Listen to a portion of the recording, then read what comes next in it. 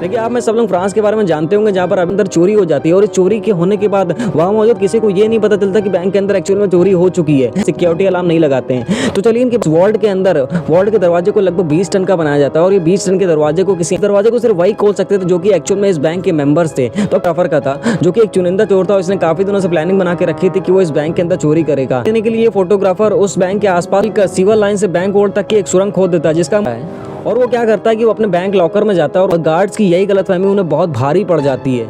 इन AdSense violence, जिसका मतलब होता है चोरी बिना हथियार के, बिना किसी नफरत के और बिना किसी हिंसा के। और ये चोर यहाँ से जाते जाते लगभग 110 मिलियन यूएस डॉलर को चुरा के ले जाते हैं।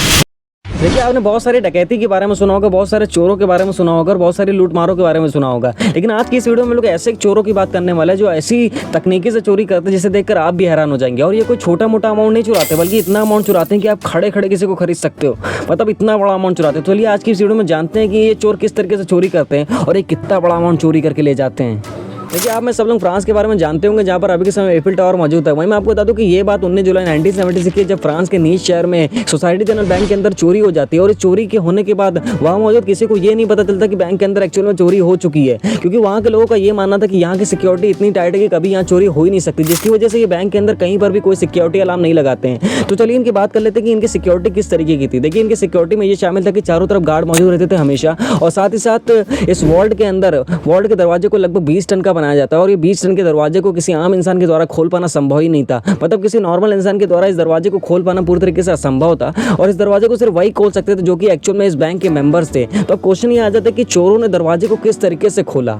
देखिए इस चोरी में सबसे बड़ा हाथ एक फोटोग्राफर का था जो कि एक चुनिंदा चोर था। इसने काफी दिनों से प्लानिंग बना के रखी थी कि वो इस बैंक के अंदर चोरी करेगा, तो इसीलिए इसने अपना एक अकाउंट इस बैंक के अंदर खुलवा के रखा, जिसकी वजह से आसानी से बैंक के अंदर आ सकता था और जा सकता था। और इसी का फायदा उठाकर इसने बैंक वॉल्ट के हर हिस्से की बड़ी बारीकी से तस्वीर खींच ली और इसने मनी इस वेब सीरीज की तरह बैंक वॉल्ट के अंदर सुरंग बनाने की प्लानिंग करी ताकि ये अंडरग्राउंड तरीके से बैंक के वॉल्ट के अंदर एंट्री कर सके। और इस काम को अंजाम देने के लिए फोटोग्राफर उस बैंक के आसपास की जितनी भी सीवर लाइंस होती हैं उस सबका पूरा नक्शा निकाल लेता है और इसके बाद सुरंग बनाने के लिए वो एक गैंगस्टर से कांटेक्ट करता है।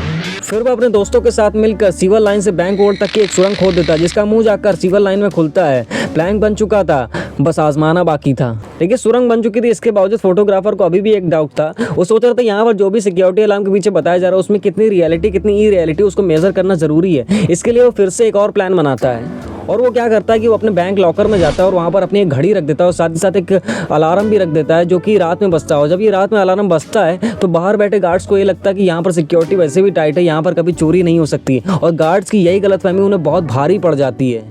और जब फोटोग्राफर का ये डाउट क्लियर हो जाता है और उन्हें एहसास हो जाता है कि अब सब कुछ सेफ है, तो वो सुरंग के सहारे उस बैंक के वॉल्ट के अंदर एंट्री कर जाते हैं और काफ़ी सारा धन लूटने भी लगते हैं और साथ ही साथ कई लॉकर्स को तोड़कर कीमती सामानों को भी चुराने लगते हैं। और आपको ये जानकर हैरानी हो कि ये चोर यहाँ पर लगभग 27 घंटों तक रहते हैं और यहाँ पर ये लंच और डिनर करके जाते हैं और साथ ही साथ जाते जाते ये बैंक वॉल्ट के दरवाजे के नॉक पर आयरन वेल्डिंग करते हैं, जिसकी वजह से पूरा दरवाजा फ्रीज हो जाता है।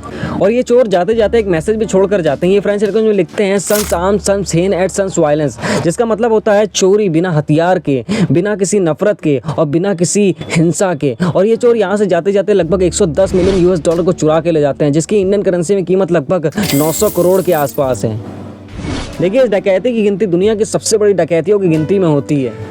देखिए इतनी बड़ी डकैती होने के बावजूद बैंक मौजूद किसी को एहसास नहीं था कि उसके बैंक से लगभग 900 करोड़ रुपए की चोरी हो चुकी। पता तब चलता है जब रोज की तरह एक वर्कर सुबह सुबह उस बैंक वॉल्ट के दरवाजे को अनलॉक करने की कोशिश करता है, लेकिन काफ़ी कोशिश करने के बावजूद भी वो बैंक वॉल्ट का दरवाजा अनलॉक नहीं होता है और उसी की वजह से सैकड़ों की भीड़ पीछे जमा हो जाती है। इसके बाद उस बैंक वॉल्ट के दरवाजे को बनाने वाली कंपनी के एक्सपर्ट्स को बुलाया जाता है और एक्सपर्ट्स के बुलाए जाने पर एक्सपर्ट भी उस दरवाजे को नहीं खोल पाते हैं और फिर वो एक्सपर्ट काफ़ी हाई ड्रिलिंग मशीन लेके आते हैं, जिसकी मदद से वो उस बैंक वॉल्ट के दरवाजे के अंदर छेद करते हैं और छेद से झांकने में उन्हें क्या दिखता है कि काफ़ी लॉकर्स खुले हुए और उनके अंदर से पैसे भी गैप हैं। और साथ ही साथ वो देखते हैं कि उस बैंक वॉल्ट के दरवाजे के नॉक पर किसी ने आयरन वेल्डिंग कर दी, जिसकी वजह से पूरा दरवाजा फ्रीज हो गया, जिस वजह से वो दरवाजा खुल नहीं रहा था। इतना सब देखने के बाद एक्सपर्ट को ये तो पता चल गया कि बैंक में चोरी हुई है, लेकिन वो इस कंफ्यूजन में डूबा हुआ था कि चोर घुसे तो घुसे अंदर कैसे और घुसे तो बाहर निकले कैसे। बैंक मैनेजर के अनुसार उस दिन उन चोरों ने लगभग 900 करोड़ रुपए की डकैती करी।